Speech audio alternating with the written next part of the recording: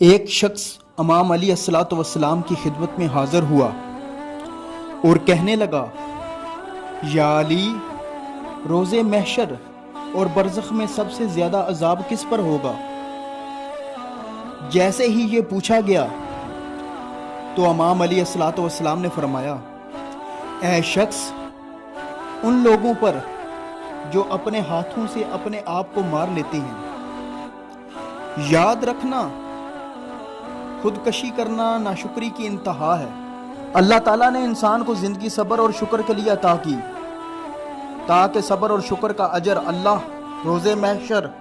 عطا کر سکے، مگر افسوس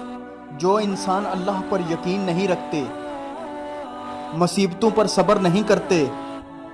نعمتوں کا شکر نہیں کرتے، وہ یہ بدترین قدم اٹھا کر اپنی دنیا اور آخرت تباہ کر دیتے ہیں۔ اے شخص، یاد رکھنا، جو انسان جس حالت میں اپنے آپ کو مارتا ہے، برزخ میں ویسے ہی بار بار مرتا رہتا ہے،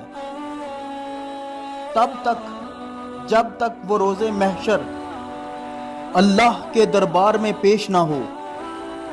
اور وہاں پر بھی اس کو کسی بھی نیکی کا کوئی بھی اجر نہیں ملتا، اور بغیر حساب کتاب دوزخ میں پھینک دیا جاتا ہے۔